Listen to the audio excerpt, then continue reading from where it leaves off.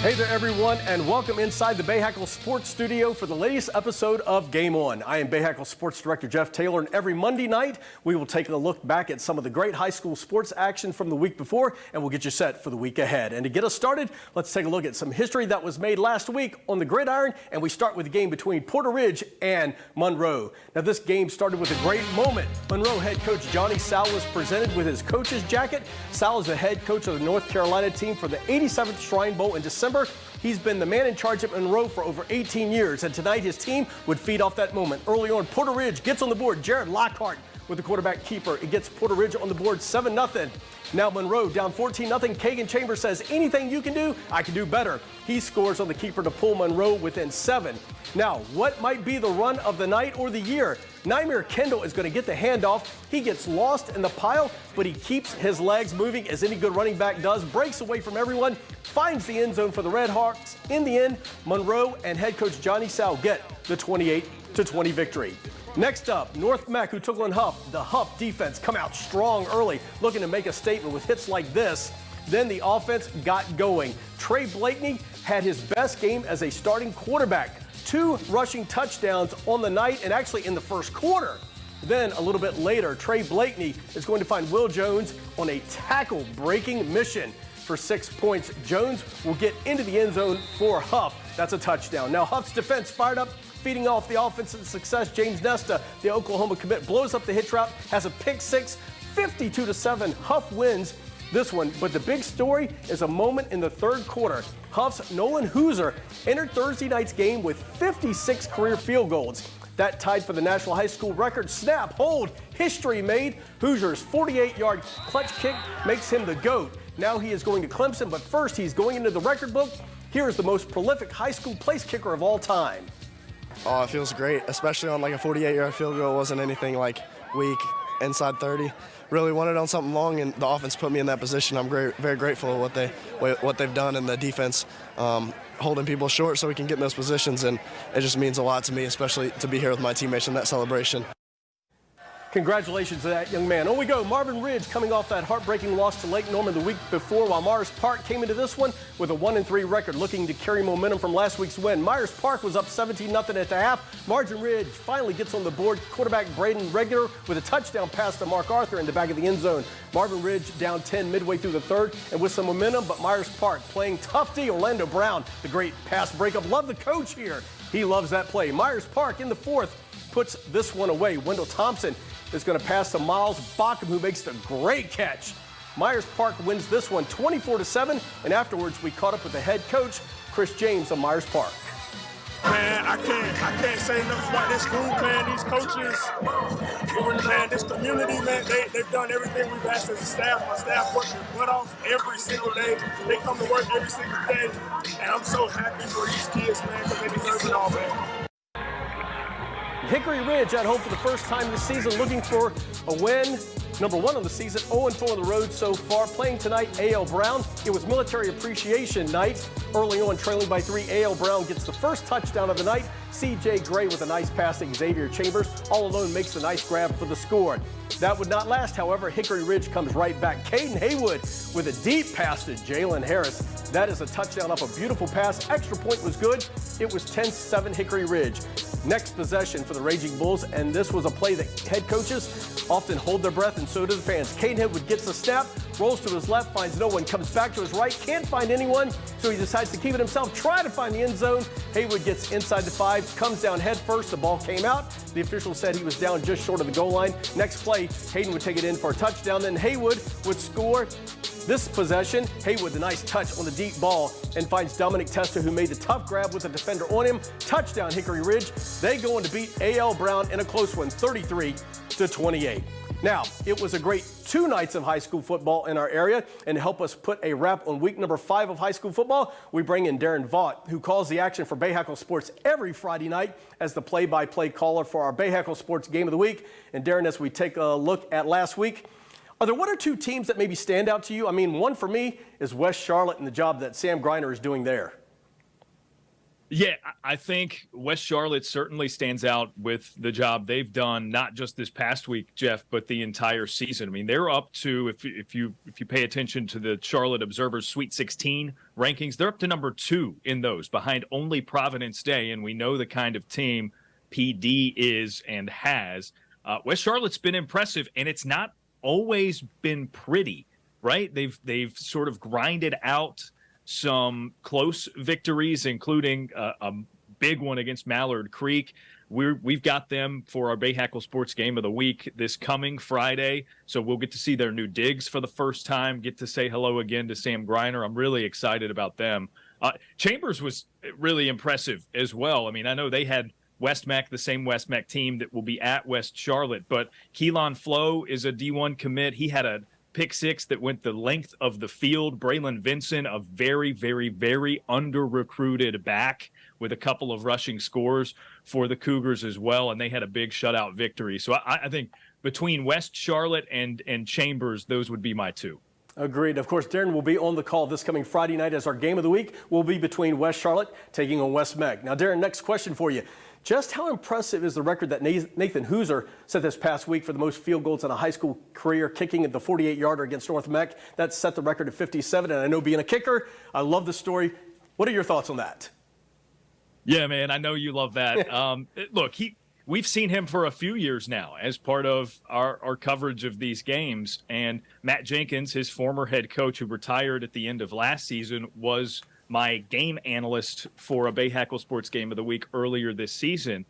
And, you know, obviously Hooser comes up in conversation, and Jenkins was just basically like, man, it was always such a luxury to not have to worry about that, right? If we're in a close game, we know we get it into plus territory, he's going to give us a chance, right? You get it somewhere near field goal range, and you start to feel better and more confident in your offense because they don't necessarily have to, in those big close game moments, get it across the goal line for 6 necessarily. So, look, Hooser's done it for a long time. He's committed to Clemson. We announced yesterday, of course, on our Shrine Bowl selection show that he's the kicker for the state of North Carolina in that game. The guy has racked up just about every honor there is to rack up. But, man, think about the number of kickers, truly great kickers, guys who have gone on to the NFL and had successful careers there, whose numbers he has outdone to this point. I started to say outdid, but he's not even finished yet. Has outdone. It's been a great ride for Nolan Hooser.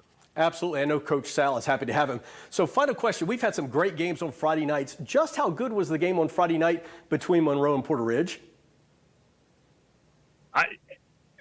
Maybe only second to the game at Lake Norman we had a couple of weeks ago, which was maybe the wildest 3.5 minutes to conclude a game I've ever seen. But Monroe, man, that first of all, I had never personally been to a game at Monroe. That environment was awesome. It was incredible. Porter Ridge brought their fans.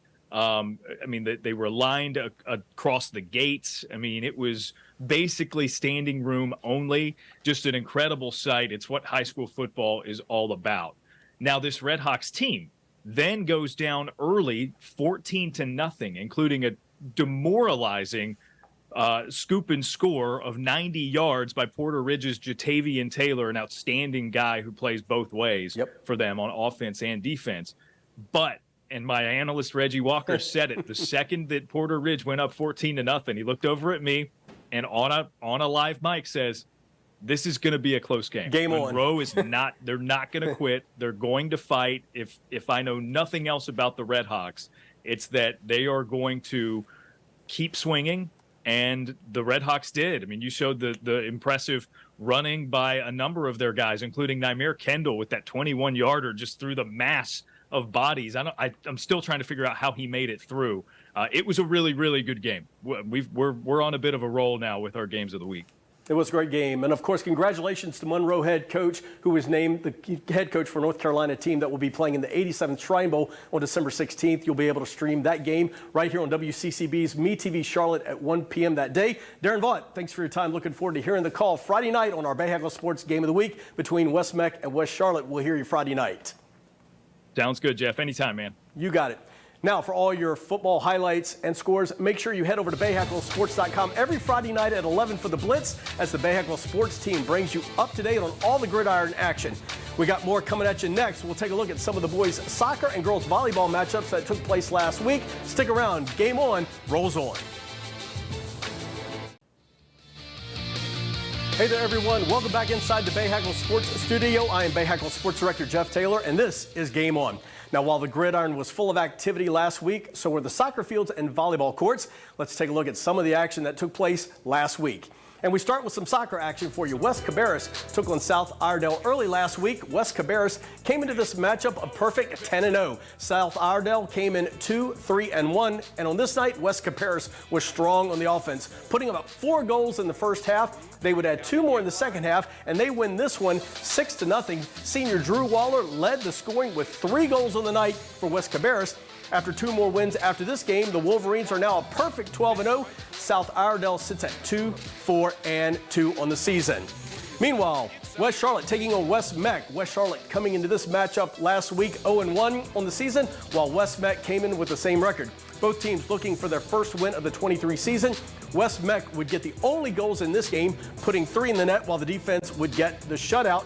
West Meck wins this one 3-0 to go to 1-1 on the season. West Charlotte drops to 0-2. West Meck is currently playing Huff, while West Charlotte is on the road at Hopewell tonight. Meanwhile, girls volleyball, Ardrey Kell taking on the Sabres of South Meck last Wednesday night. The Knights came in with an 11-4 record and looking for a win after losing a heartbreaker to Myers Park earlier last week in a 5-set marathon. Meanwhile, South Meck came in with an 8-4 record and on a 2-game losing streak. These two teams would split the first 2 sets of this night. South Meck with a 3-point win in set 2, but in the end, the Knights win this one in 4 sets. Ardrey Kell now sits at 13-4 after 2 more wins last week. South Meck sits at 8-5. South Meck plays Myers Park tomorrow night. And one more set of highlights. Hopewell taking on West Meck. Hopewell coming into this matchup 5-4, while West Meck came in with no wins on the season. The girls of Hopewell just too tough in this one. They would win this one 3-0. Hopewell now takes on the Huskies tomorrow night, while West Meck will look for win number 1 on the season when they take on Harding. Best of luck to all the volleyball teams in action this week, along with the soccer boys also. Hey, stick around. We still have 2 more segments to go. And coming up next, we'll hear from one local football coach who has been selected to be the head coach in the historic Shrine Bowl game, the 87th Shrine Bowl of the Carolinas. That story's next. Stick around.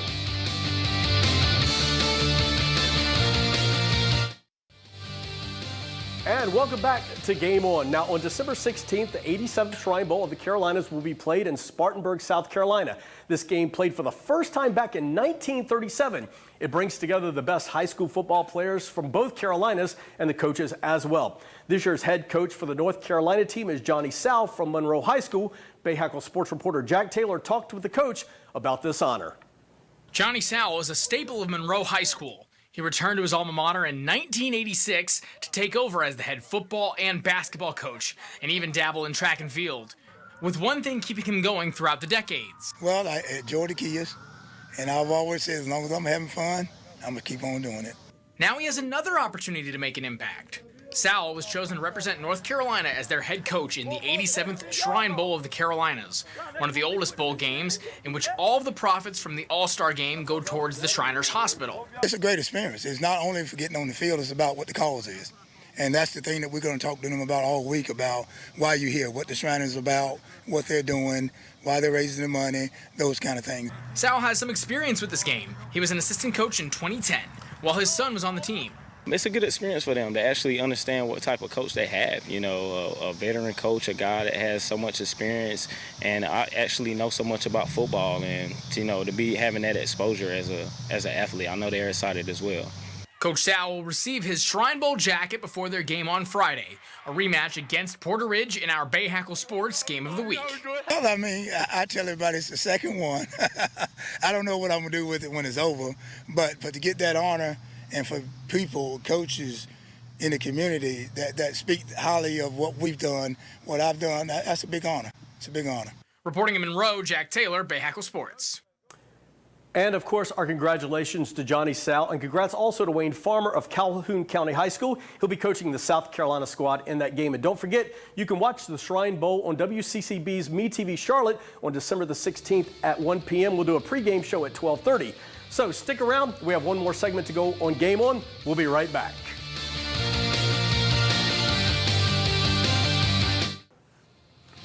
Hey there, everyone. Welcome back to Game On. It's our final segment, and as we wrap it up, just a quick reminder that this week you can catch some exciting high school sports action on BayHackleSports.com as we live stream a couple of events for you. The first is girls volleyball tomorrow night as the Butler Bulldogs take on the Independence Patriots, and then our Bayhackle Sports Game of the Week on Friday night is West Charlotte taking on West Meck. Of course, we'll have all the scores and highlights from Friday night's action on the Blitz, Friday night starting at 11 o'clock. It's streaming live on BayHackleSports.com. Until then, have a great week, and we will see you Friday night on the Blitz.